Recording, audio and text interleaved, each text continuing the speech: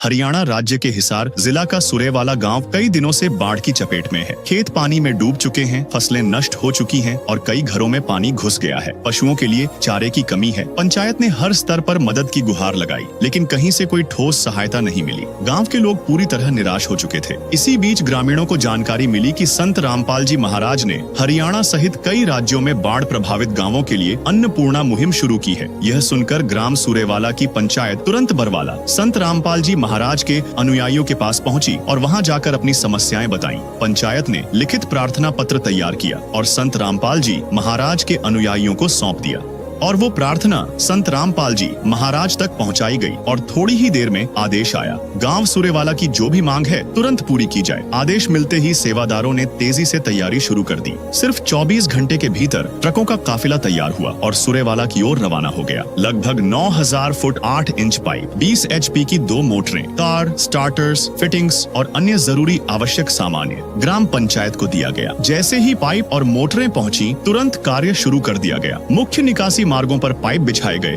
और मोटरों से पानी बाहर निकालना शुरू हुआ। गांव वालों ने कहा, संत रामपाल जी महाराज की अन्नपूर्णा मुहिम ने मात्र एक दिन में हमारी सारी परेशानियों का समाधान कर दिया। यह मदद हमारे लिए सिर्फ राहत नहीं, बल्कि नई जिंदगी की शुरुआत है। सभी को राम राम दे। आए हुए सभी रामपाल महाराज की जो टीम आई है उसका गांव की तरफ से तहे दिल से स्वागत करते हैं। जो हमें पता चला कल और हमारी गांव सुरेवाला की पंचायत महाराज की गर्ग मस्तर बगई, वहाँ जाते ही जो फास्ट काम किया, इतना दी सरकार भी नहीं दे सकती जो वह करे। अच्छा, हम गांव की तरफ से उनका तहे दिल से हार्दिक स्वागत करते हैं सब रामपाल जी महाराज का और भाई कमेटी। अच्छा,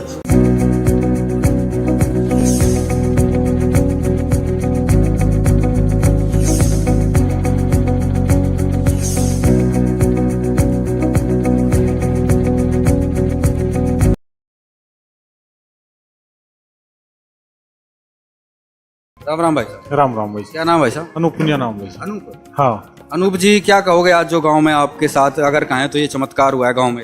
हाँ, एक किस्म से चमत्कार ही हुआ भाई साहब। संत रामपाल जी महाराज ने बहुत मदद की और दुख के समय में मदद करने वाला भगवान ही होता है। वो भगवान वाला साबित भी करके दिखाया कि भगवान दुख के समय में क्या मदद करता है, वो संत रामपाल महाराज ने करके दिखाई। हाँ, राम राम भाई साहब। राम राम भाई। क्या नाम है? विक्रम नाम है भाई। विक्रम जी, क्या कहेंगे आज? भाई आज परसों गांव में एक चर्चा थी भाई। गांव के पंचायत कमेटी मेंबर बसंत रामपाल जी के पास गए हैं मदद के लिए।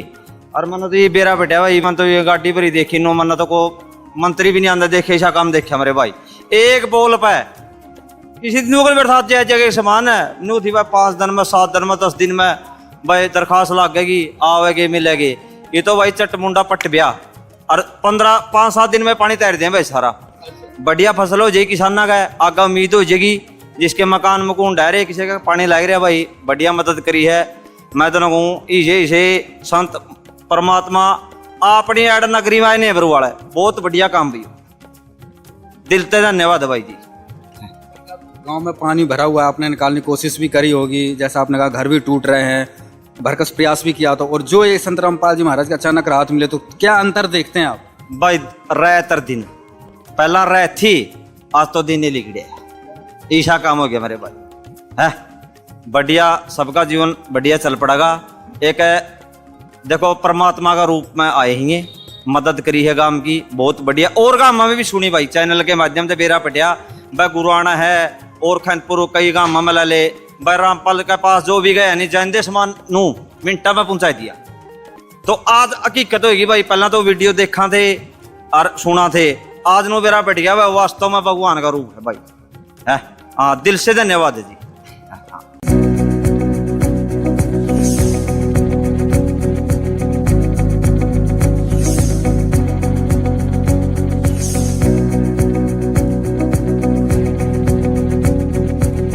बारिश की आफत हिसार के तमाम गांव में देखने को मिलेगी।